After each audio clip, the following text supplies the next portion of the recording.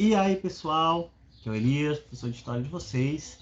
Estamos aqui, né, para a gente começar a nossa discussão sobre a conquista da América Espanhola, né? Então, nós comentamos, né, o processo das grandes navegações, da expansão marítima europeia, né? As disputas que surgiram ali entre Portugal, Espanha, França, Inglaterra, Holanda, né, que passam a entrar também a disputar os territórios do chamado Novo Mundo, né, da América descoberta lá pelo Colombo em 1492, né, e também pelos comércios marítimos, né, pelas rotas comerciais que surgem, que vão se construindo ao longo dos séculos XV, XVI e XVII, tá?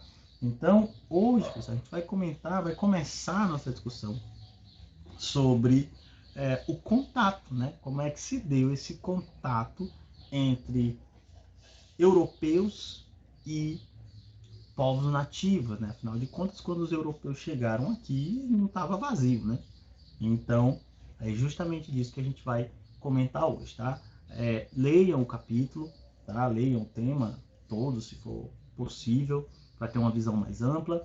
Façam anotações, tanto das aulas, como também da leitura, tá? E as dúvidas que forem surgindo, vocês me enviem lá no Google Class, que eu vou responder assim que possível, tá bom? Então vamos lá para nossa aula, para a gente poder começar. Então, pessoal, o que a gente tem, né? A conquista da América Espanhola, ela se deu, né, ao longo do século XVI, eu botar assim, principalmente, né? Mas a partir de um contato, né, de um contato anterior aí, com tudo aquilo que a América era, né, antes da chegada desses europeus, né? Então, quando os espanhóis eles desembarcam lá na região da América Central, eles vão entrar em contato com um mundo, literalmente, muito diferente, né, daquele que eles já estavam adaptados. Ainda que inicialmente, né, o Cristóvão Colombo, por exemplo, acreditasse que estava nas Índias, né, daí o próprio nome índio, né, que foi colocado nos nativos, quando começou-se a entender que aquilo não era de fato as Índias e que na verdade um novo continente, um novo mundo, daí, olha só o nome, né, que é dado pelos europeus ao continente descoberto, Novo Mundo. Por quê? Porque havia aqui uma infinidade de coisas que eram totalmente alheias, né, totalmente impensadas para esses colonizadores, né, para esses conquistadores. Então, é exatamente desse contato que a gente vai começar a nossa discussão. Então, o processo da conquista, né, da América, ele passa por esses diversos processos, não apenas a conquista violenta, né, também, claro, ela foi violenta em todos os seus patamares possíveis, mas a gente vai iniciar nossa reflexão a partir desse contato, né? Como é que é esse contato entre o indígena, o nativo, que também jamais viu ou imaginou aquilo que os europeus, né, eram, bem como o inverso. Então, quer dizer, é uma situação de estranhamento aí, né, de duas condições, duas formas de vida muito diferentes entre si, tá? Então, para a gente poder começar a nossa reflexão, né? Então a gente vai partindo disso, né? Então a gente tem os europeus chegando à América no final do século XV, né? E efetivamente a partir do século XVI, quando eles vão aí, né, entrar em contato diretamente com esses indígenas, né, com esses nativos. E aí você tem um conjunto de estranhamentos. Primeiro, um ambiente muito desconhecido, já que a América, as ilhas, a própria mata, né, o ambiente, a flora e a fauna eram muito diversos, muito diferentes daquele que os europeus estavam habituados lá na Europa, o clima, né, é, é, as espécies de plantas, as espécies de animais extremamente diferentes, muitos deles completamente desconhecidos para esses europeus. Segunda questão, uma série de culturas e povos extremamente diferentes, né? E aí é importante entender que esses europeus eles vão entrar em contato com muitos desses povos, não foi apenas com um. E como a gente sabe, a América ela era caracterizada por uma infinidade de povos diferentes, né? Ou seja, eram culturas distintas, ou seja, culturas diferentes que tinham formas diferentes de se apresentar e aí vai. E claro, né? Línguas muito diferentes. A América tinha uma quantidade de línguas aí incontável. E claro, o desconhecimento, né, para com o outro, né, de quem eram aqueles povos. Isso vale para ambos os lados, né? Então, era desconhecido para os nativos que não entendiam a cultura do conquistador europeu, e também para o europeu que também não entendia, né, a cultura indígena. Aqui eu trouxe, né, dois relatos, a gente vai já comentar eles, né? Porra, Morgana, por que tu entra? Me diz, vai, se tu quer sair.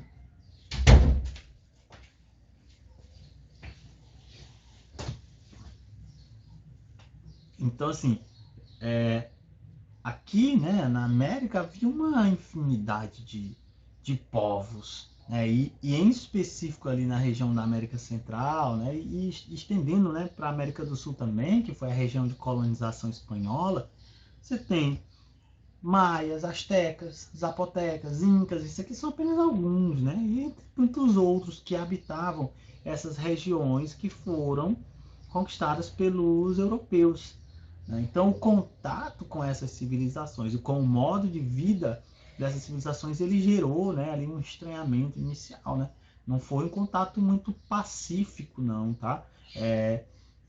Por exemplo, acredita-se, né, às vezes faz-se parecer que o contato entre os indígenas e os europeus ele foi pacífico, né? Foi bonitinho, que todo mundo era amiguinho e tal. Não, não é por aí, tá? Por exemplo, o caso da América Espanhola, na verdade, houve uma resistência bem forte, né, de diversos desses povos. Claro que outros povos foram mais amistosos, né, menos agressivos em relação à presença dos europeus, mas isso não quer dizer que todo mundo foi amiguinho lá dos europeus. Quando eles chegaram, a mesma coisa no Brasil. O indígena brasileiro ele foi amistoso com o europeu. Também não é por aí, tá? Alguns povos, algumas etnias, sim. Outros, nem um pouco. Então, é um estranhamento, né, em diversos aspectos, tá? Aqui, então, eu trouxe dois trechos de relatos, né, de como um percebia o outro. Então, primeiro aqui o relato de um indígena, né, como um indígena percebia esses europeus e a forma como esses europeus se portavam, se trajavam e tal. Então vamos ler aqui para a gente poder entender. Olha só. Então ele começa: ó, seus corpos são totalmente cobertos, somente seus rostos podem ser vistos e são brancos como giz. Tem cabelo amarelo, embora em alguns casos seja preto. As barbas são longas, os bigodes também são amarelos. Estão montados em seus veados, entre aspas. Veados, entre aspas, porque na América não se conhecia o cavalo, né? Então provavelmente é uma forma que os indígenas tinham aí de identificar esse cavalo, né? Então os veados aí.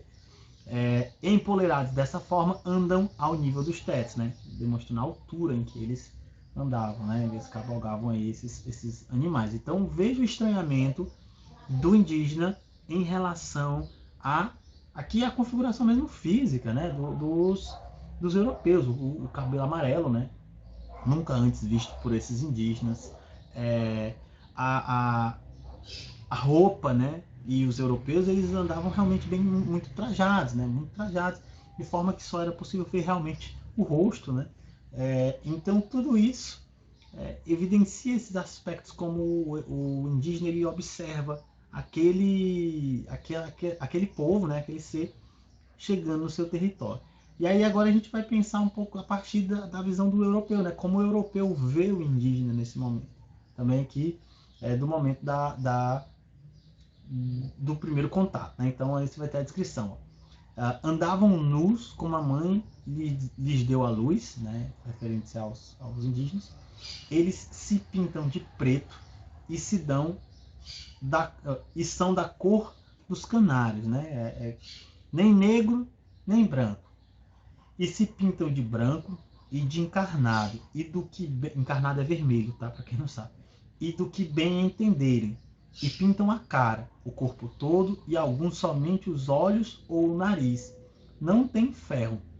As suas lanças são varas sem ferros, sendo que algumas têm no cabo um dente de peixe e outras uma variedade de coisas. Então veja só como ambos se estranham, né, nesse momento dos primeiros encontros ali, em que tornam-se evidente ali distinções culturais extremamente profundas, né, já que o modo de vida desses europeus ele era completamente diferente do modo de vida dos indígenas, né?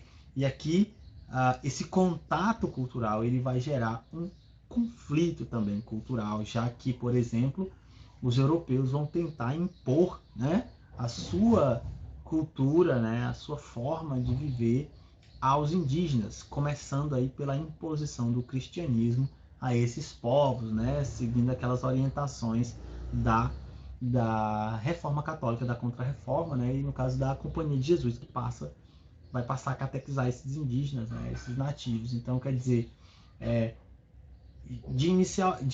inicialmente a gente tem um estranhamento, né, que vai gerar esse conflito aí posterior entre duas formas distintas, né, de civilização, de cultura. Aqui só para a gente ter uma ideia, né, aqui de uma pintura de como mais ou menos se daria esse contato, né, entre os europeus e os indígenas. Então os indígenas estão aqui, ó, são retratados, né, realmente sem trajar nenhuma roupa, enquanto os europeus são trajados da forma como o indígena os descreve, né? Então, cobertos de tal forma que só o rosto deles aparece. E aí ele fala, né, os cabelos são amarelos e os bigodes também são amarelos, né? E eles vêm montados lá nos veados, no caso aqui, provavelmente os cavalos. Aqui, ó, aqui só para a gente conhecer uma representação do povo maia, né? Das guerras, né, que existiam entre os povos, a representação das lanças, né, a gente vê que são lanças, algumas de pedra, outras apenas de madeira mesmo. Então aqui é uma representação da guerra, né, entre os indígenas. Isso é uma coisa importante, né? Não existe, como eu falei, como não existe apenas uma civilização, uma etnia indígena, você tinha vários povos. Esses povos nem sempre eles eram amigos, né? Nem sempre eles eram aliados. Então muitos deles entravam em guerra constante, né, entre si. Então aqui uma pintura maia, uma representação maia provavelmente, né?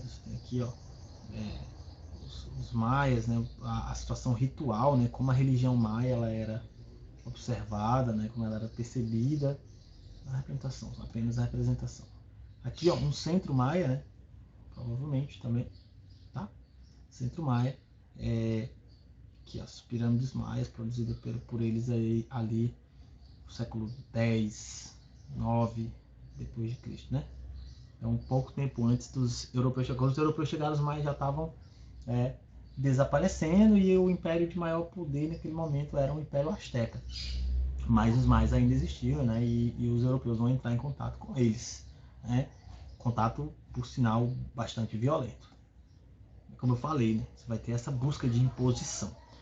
E aí o que a gente tem? Então, esse mundo desconhecido para o europeu, muitas vezes foi visto como um mundo, vamos dizer assim, que precisava ser civilizado. Ou seja, o europeu ele tinha ali a obrigação de civilizar, de ensinar a esses povos, teoricamente, né, o seu modo de vida, porque na compreensão do europeu, né, a visão que a gente chama de eurocêntrica, que é a ideia de que a Europa ela é o centro de tudo, né, o modelo a ser seguido.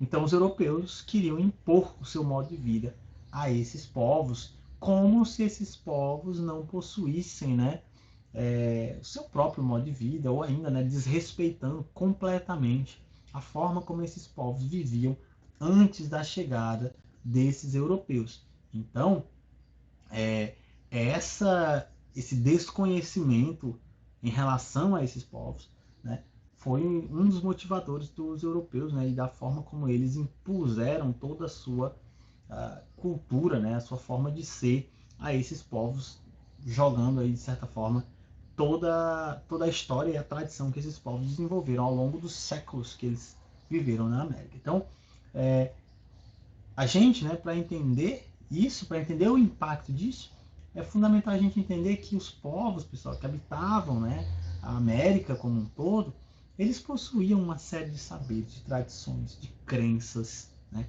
línguas, modos de ser, né, rituais próprios, né, ou seja, saberes que eram deles, que eles desenvolveram ao longo da sua vida, né, dos seus desenvolvimentos.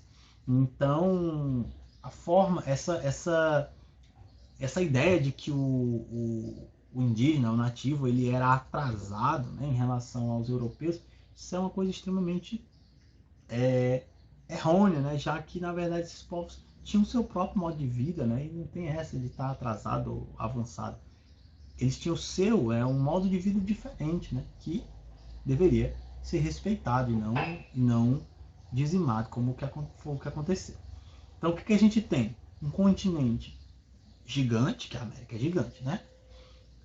Habitado por uma série de povos e uma série de culturas, né? Então, na América não existe só um povo, existe um bocado. Cada um com um modo de vida próprio, com saberes próprios, uma religião própria. Às vezes eles compartilhavam religiões, crenças, um influenciava o outro, sei lá, a cerâmica produzida num canto podia ser encontrada em outro. E isso é normal, o contato entre esses povos gerava esse tipo de influência. Mas esses povos tinham modos de vida diferentes, né? E eles possuíam esse conjunto de saberes e tudo mais que os tornavam únicos, né? Foram responsáveis pela construção de grandes estruturas. A gente acabou de ver uma estrutura maia. Ali é apenas uma, tá?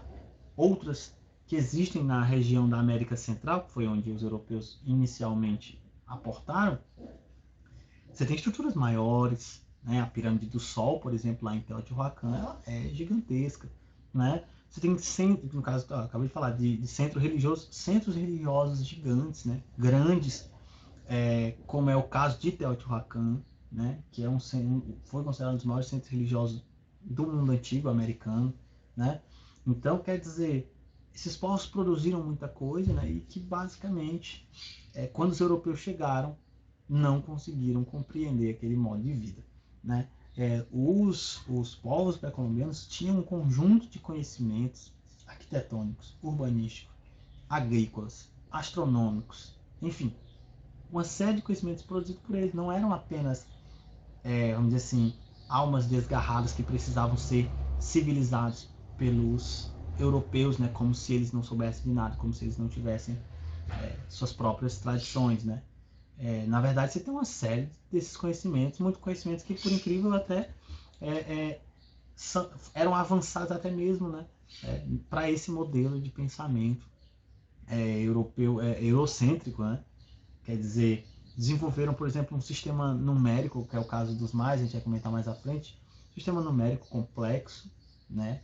Desenvolveram o conceito de zero, que é uma coisa complexa dentro da matemática, né? Dentro da contagem. Então, quer dizer, eram povos realmente dotados de uma série de conhecimentos, né? Não era qualquer um. No que se refere a esse conhecimento arquitetônico, destacam-se aqui duas cidades importantes do Império Azteca. Tenochtitlan, que era a capital do Império Azteca, e Tlatelolco, né? Então, essas duas cidades, elas são grandes centros urbanos, né? Abrigaram uma quantidade vasta de habitantes, possuíam todo um sistema, né, de divisão, né, urbana, ou seja, eram cidades bem estruturadas, né, diferentes das cidades europeias, mas muito bem estruturadas, né, planejadas. A arquitetura desses povos pré-colombianos, a gente viu, né? Essas pirâmides, né, escalonadas, os templos, os altares, eles realmente trazem consigo uma série de conhecimentos que muitos desses europeus sequer possuíam, tá? Um exemplo disso é o Templo Maior, né, lá em Tenochtitlan. Ele é considerado um dos maiores edifícios astecas, né? E ele era, de certa forma, ali, o centro cultural dessa cidade, já que era no Templo Maior em que se realizam as diversas cerimônias religiosas, né, em adoração ao deus Tlaloc, né, que era o deus da chuva, né, o jaguar da chuva, né.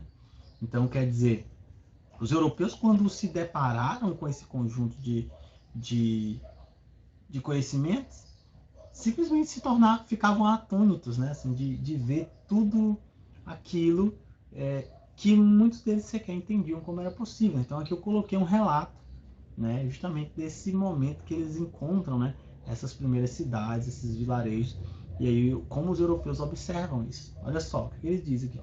Quando vimos as cidades e vilarejos construídos sobre a água e muitas outras populações em terra firme, ficamos admirados e dissemos que era como um encantamento. Muitos de nossos soldados se perguntavam se aquilo que víamos não era um sonho. Não sei como descrever o que vimos. Eram coisas nunca antes ouvidas, vistas ou sequer sonhadas por nós. Então, quer dizer, esses povos eram dotados de um conhecimento bastante vasto, né? E que em boa parte, na verdade, acabou sendo desrespeitado, de certa forma, por esses europeus. Então aqui, ó, uma representação, né, do que seria a cidade de Tenochtitlan, né, a sua organização, né, a forma como ele está. Olha aqui, ó, os altares, aqui o templo maior, é possível ver nessa representação, né, uma série de construções menores, né. Tlatelolco, né, se tornou o principal mercado. Quando eles viram o mercado, né, o mercado de Tlatelolco era assim gigantesco, acabava fazendo com que outros povos de outras regiões viessem, né, até Tlatelolco para fazer trocas comerciais. Então era o maior mercado da Mesoamérica, sem dúvida. Então havia uma vida estruturada, né, anteriormente à chegada desses europeus. Né? Aqui mais uma representação do Templo Maior, né, de como provavelmente seria aí a cidade de Tenochtitlan. E por hoje é só. Então, pessoal, é importante fazer a leitura, né, desse tema. Na próxima aula a gente vai continuar falando sobre esses saberes, né, o que esses povos eles tinham antes da chegada dos europeus, né, até mesmo para a gente ter noção, ainda que muito sutil, do quão violento foi o processo de colonização da América, né? Porque simplesmente devastou esses povos, né? Em sua grande maioria, milhões desses nativos morreram, né? Em decorrência da guerra de conquista, em decorrência das doenças, em decorrência das imposições, como é o caso da imposição cultural, né? Enfim, a gente vai ter uma série de vamos dizer assim, extermínios, né? Tanto no sentido físico, de que muita gente morreu ao longo desse processo, como também muitas dessas culturas simplesmente desapareceram em decorrência dessa exploração europeia, tá? Então, pessoal, qualquer dúvida que vocês tiverem, mandem para mim lá no Google Class que eu vou responder assim que possível, tá bom? Então, muito obrigado por assistir e até a próxima.